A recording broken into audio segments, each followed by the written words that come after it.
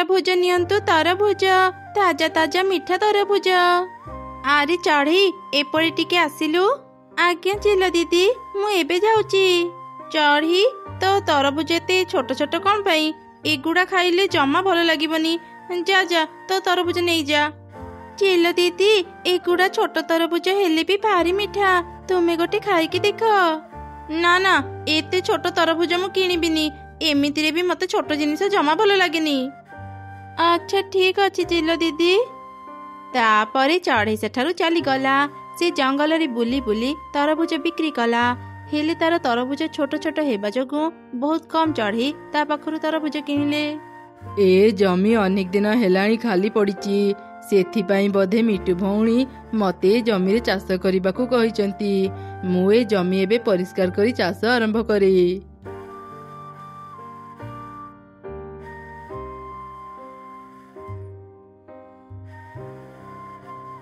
ए कौन काऊ तू मो जमी रे कौन करूचु? मिट्टू भाई तुमर ए जमी अनेक दिन हेलाणी खाली पड़िची, सेथिपाई मिट्टू भौणी मते जमी रे चाष करिबाकू कहिले। एबे तो खरा दिन मु तरभुज चाष करिबी, जहा भी फसल हेब मु तुमको तार अधा देबी। काऊ तू जदी जमी रे चाष करिबु मु कोठी चाष करिबी? किंतु मिट्टू भाई तुमे तो बहुत दिन हेलाणी जमी रे किछि भी चाष करू नथिलो। मु केते कष्ट करी जमी को परिष्कार करिची, एबे तुमे मते एठू चली जीवाकू कहूच? हाँ चली जीवाकू कहूची, काहेकि ना मु एबेठू एई जमी रे तरभुज चाष करिबी। मु तो तते मो जमी चाष करिबाकू कहि नथिली, तू एबेठू चली जा। किंतु मिट्टू भाई कौनसी किंतु नहीं, कहली ना तू एठू चली जा। काऊ आउ कथा न बढ़ी सेठारु चली गला। काऊ आसीथिला मो जमी रे चाष करिया पई, एते सहजरी मु ताको मो जमी देई देबी केमिति? मो जमी अपरिष्कार हेइथिला बोली मु चाष करू नथिली। एबे तो से काऊ मो जमी को परिष्कार करि देला। जाए बाजाररु किछि तरभुज मंजी आनी मो जमी रे चाष करे। एमिति कही मिट्टू बाजार को गला आउ तरभुज मंजी किणी हसी हसी घर को फेरिला। अरे तमे कुआडे जाइथिला? आउ ए सब कोन धरिच? ए सबु तरभुज मंजी, मु आम जमी रे तरभुज चाष करिबी। आउ तू मते किछि न पचारी आम जमी काऊ को काहे की देइथिलु? आम जमी केबेठू खाली पड़िथिला, तमे से जमी रे जमा भी चाष करू नथिला। एमिति रे भी काऊ अने गरीब, सेथिपाई मु काऊ को आम जमी देइथिली चाष करिया पई। से चाष करिथिले आमको भी तार अधा फसल देइथांता। तू मते न पचारी आउ केबे किछि काम करिबुनी। ता छडा काऊ पई तो मन रे एते दया काहे की? ता सह तोर कोन संपर्क? तुमे केमिति का कथा कहउछ? मु तुमको न पचारी गोटे भूल करिदेली बोली तुमे मते एक कथा केमिति कहि परिलो? मिट्टू ता स्त्री रो किछि कथा न सुनी जमी को चली गला। सेपटे मा चढ़ी अल्प किछि तरभुज बिक्री करी निज घर को फेरिला। आज भी मु बेसी तरभुज बिक्री करी पारिलिनी। एमिति जदि चलिबो मु केमिति घर चलिबी किछि बुझी पारुनी। मामा तुमे मन दुख करनी, देखिबो दिन दिन सब किछि ठीक है जीवो।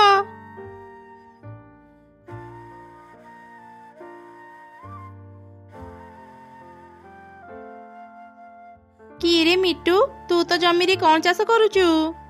चिलो दीदी मु मो जमी रे तरभुज चाष करिबी।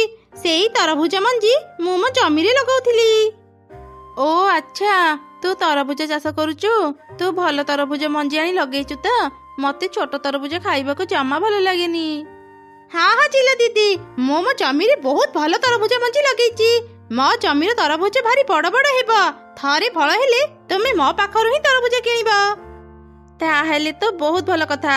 चढ़ई पाखरु मते आउ छोट तरभुज किनिबाको पड़िबनी। हाँ चिलो दीदी ठीक कथाटी कहिले। अच्छा अच्छा तू एबे तो जमी रे चाष कर, मु तो समय नष्ट करिबिनी। फल हेले मु तो पाखकु आसीबी। एमिति कही चिल सेठारु चली गला। मिट्टू भी जमी रे तरभुज मंजी लगेई घर को गला। एमिति बेस किछि दिन बीती गला। मिट्टूर जमी रे खूब बड़ बड़ तरभुज फଳିला। एमिति देखि तो काऊ आश्चर्य हो गला। मिट्टू भाई तुम जमीर तरभुज ते बड़ बड़ केमिति? मते भी टिके कुह तुमे कौन कल?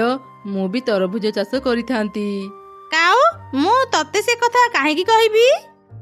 ମୁଁ ତରଭୁଜ ଚାଷ କେବେ କରିନି, ଏବେ ପ୍ରଥମ ଥର ଚାଷ କରିବି ତ, ସେଥିପାଇଁ ତୁମଠୁ ପରାମର୍ଶ ନେବାକୁ ଚାଲି ଆସିଲି। ମୁଁ କାହାକୁ ବି ଫ୍ରିରେ କିଛି ଶିଖାଇନି। ତୁ ଟଙ୍କା ଦେଲେ ମୁଁ ତତେ ଶିଖେଇଦେବି ତରଭୁଜ ଚାଷ କେମିତି ହୁଏ। କିନ୍ତୁ ମିଟୁ ଭାଇ, ମୁଁ ଟଙ୍କା କୋଉଠୁ ଆଣିବି? ତୁମେ ତ ମୋ ଅବସ୍ଥା କଥା ଜାଣିଛ। ତାହେଲେ ତୁ ଏଠାକୁ କାହିଁକି ଆସିଛୁ? ଯା, ଚାଲି ଯା ଏଠୁ।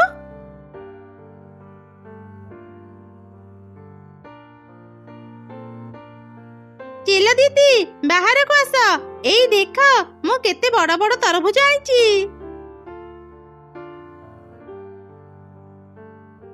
ଆରେ ସତରେ ତ ତରଭୁଜ ବହୁତ ବଡ ହେଇଛି।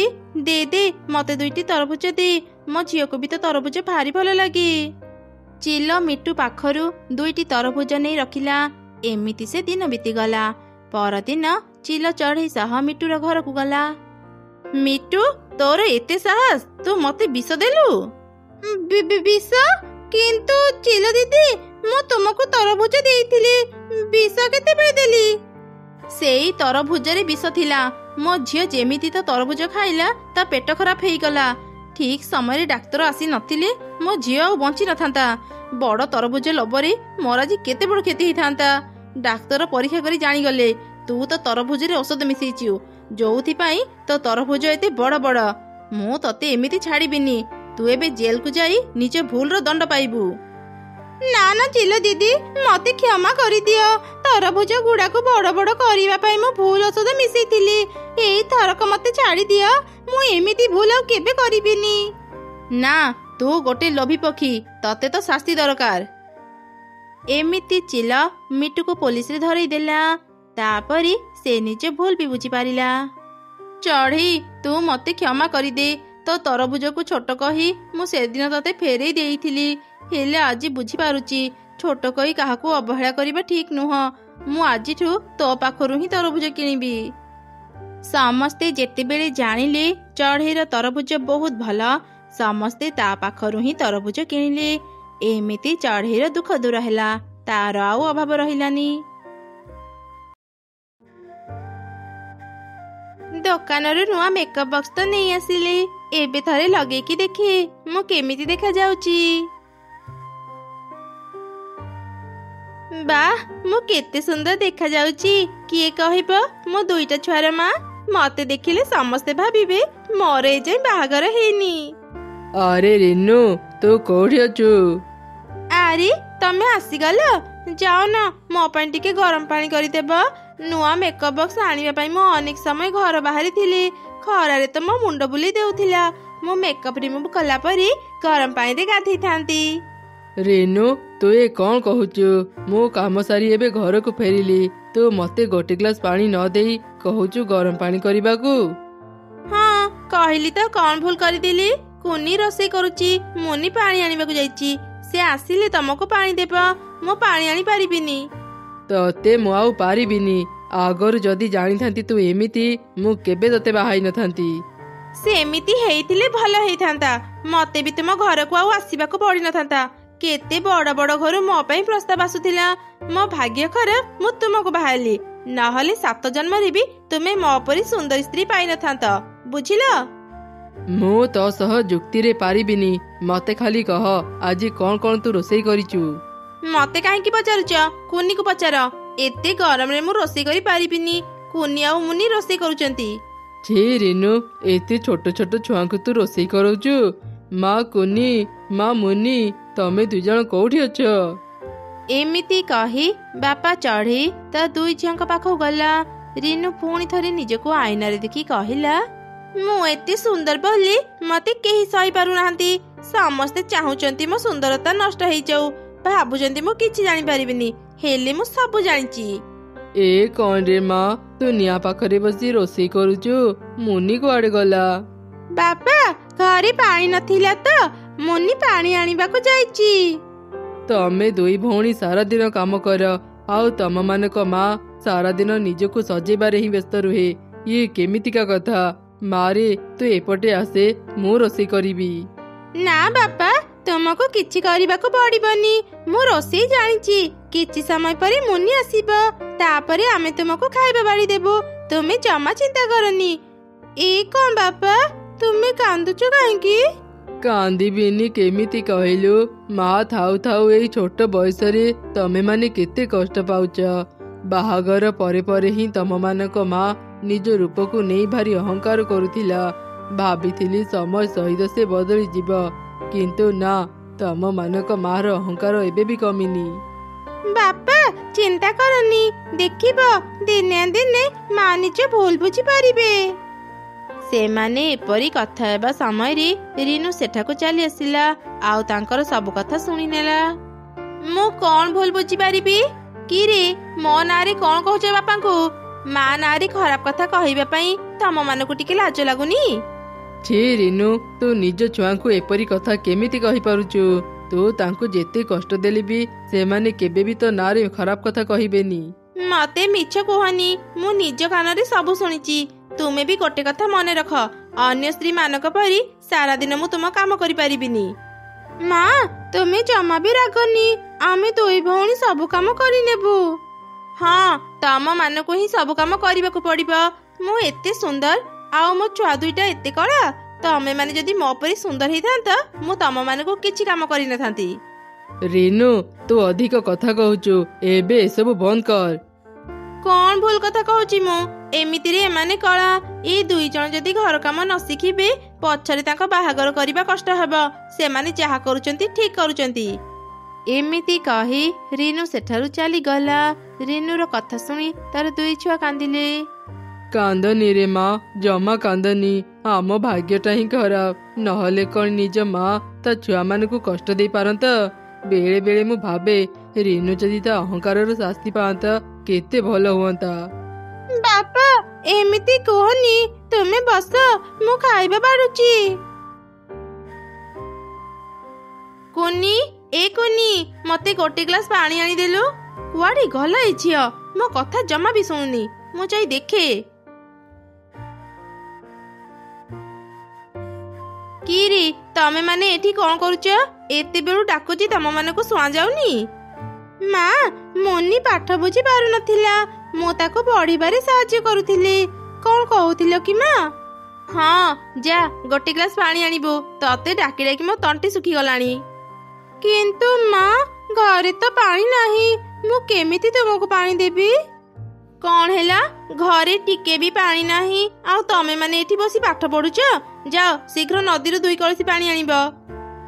ମା, ମୁନିର କାଲି ପରୀକ୍ଷା, ସେ ଘରେ ବସି ପାଠ ପଢୁ। ମୁଁ ଯାଉଛି ନଦୀରୁ ପାଣି ନେଇ ଆସିବି। ତାର ପାଠ ପଢିବା କିଛି ଦରକାର ନାହିଁ, ସେ ବି ତ ସାଙ୍ଗରେ ଯାଉ। ତମ ଦୁଇ ଜଣଙ୍କର ଯୋଉ ଚେହେରା, ଯଦି ଘର କାମ ନ କରିବ ତମ ମାନଙ୍କୁ କେହି ବାହା ହେବେନି। ଏବେ ଶୀଘ୍ର ଯାଅ, ନହେଲେ ମୋଠୁ ମାଡ଼ ଖାଇବ। ଭୟରେ ଦୁଇ ଭଉଣୀ ନଦୀକୁ ପାଣି ଆଣିବାକୁ ଗଲେ। ସେମାନଙ୍କୁ ଦୂରରୁ କିଛି ଚଢ଼େଇ ଦେଖୁଥିଲେ। ସେମାନେ ରିନୁ ପାଖକୁ ଆସିଲେ। ଆରେ ରିନୁ, ତୁ ତ ଦୁଇ ଝିଅଙ୍କୁ ନଦୀକୁ କାହିଁକି ପଠଉଛୁ? ସେମାନେ ଏବେ ବହୁତ ଛୋଟ। ଏଇ ଛୋଟ ବୟସରୁ ଏତେ କାମ କରିବା ଠିକ ନୁହଁ। ମୋ ଝିଅ ମାନଙ୍କୁ କ'ଣ କରେଇବି ନ କରେଇବି ସେ କଥା ମୁଁ ବୁଝିବି। ଚାଲି ଆସିଲେ ମତେ ଠିକ ଭୁଲ କହିବାକୁ। ଏମିତି କାହିଁକି କହୁଛୁ ରିନୁ? ତୋ ଝିଅ ଦୁଇଟା ନା ଭାରି ଭଲ, ସେମାନେ ତୋର ସବୁ କଥା ମାନନ୍ତି। ଏମିତି ଝିଅ ପାଇବା ତ ଭାଗ୍ୟର କଥା। ହଁ ରିନୁ, ମୁଁ ସବୁବେଳେ ଦେଖେ ତୋ ଦୁଇ ଝିଅ ଘରର ସବୁ କାମ କରନ୍ତି, ହେଲେ ତୁ ସବୁବେଳେ ନିଜକୁ ସଜେଇବାରେ ହିଁ ବ୍ୟସ୍ତ ରହୁ। ଏତେ ଅହଙ୍କାର ଭଲ ନୁହଁ। ଦେଖିବୁ ଦିନେ ଦିନେ ତୁ ନିଜ ଅହଙ୍କାରର ଶାସ୍ତି ପାଇବୁ। ଏମିତି କହି ସେ ଚଢ଼େଇ ମାନେ ସେଠାରୁ ଚାଲିଗଲେ। କୁନି ଆଉ ମୁନି ଅନେକ କଷ୍ଟ ପାଉଥିଲେ। ଦିନେ ରାତିରେ, ଆରେ ମୁନି, ମା ଆମକୁ ଟିକେ ବି ଭଲ ପାଆନ୍ତିନି। ଆଜି ଯାଇ ଆମେ ମାର ସ୍ନେହ ପାଇଲେନି। ଭଗବାନ କାହିଁକି ଯେ ଆମକୁ ଏତେ କଳା କଲେ? ହଁ ଦିଦି, ମତେ ବି ଭାରି କଷ୍ଟ ହେଉଛି। ମା ଯଦି ଆମକୁ ଆଦର କରନ୍ତେ କେତେ ଭଲ ହୁଅନ୍ତା। ଦୁଇ ଭଉଣୀ ଏପରି କହି କାନ୍ଦୁଥିଲେ। ତାଙ୍କର ସବୁ କଥା ଜହ୍ନ ଶୁଣୁଥିଲା। ସେ କହିଲା, ଏ ଛୁଆ ଦୁଇଟାଙ୍କୁ ଏତେ କଷ୍ଟରେ ଦେଖିଲେ ମତେ ଜମା ଭଲ ଲାଗେନି। ମୁଁ ତାଙ୍କ ମାକୁ ଆଜି ଉଚିତ ଶିକ୍ଷା ଦେବି, ଯେମିତି ସେ ଜାଣିବ ଅହଙ୍କାରର ପରିଣାମ ସବୁବେଳେ ଖରାପ ହେଇଥାଏ। ଏମିତି କହି ଜହ୍ନ ନିଜ ଆଲୁଅ ରିନୁ ଉପରେ ପକେଇଲା। ରିନୁର ସୁନ୍ଦର ଚେହେରା କଳା ପଡ଼ିଗଲା। ସେପଟେ ଜହ୍ନ ତାର ଆଲୁଅ କୁନି ଆଉ ମୁନି ଉପରେ ପକେଇଲା। ସଙ୍ଗେ ସଙ୍ଗେ ସେ ଦୁଇ ଛୁଆ ସୁନ୍ଦରୀ ହେଇଗଲେ।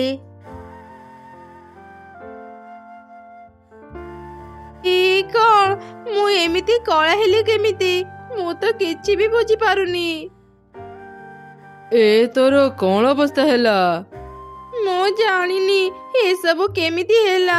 ରାତିରେ ତ ମୁଁ ଭଲ ଥିଲି। କଣ କୁନି ମୁନି ତମେ ମାନେ ଏତେ ସୁନ୍ଦର କେମିତି ହେଲ?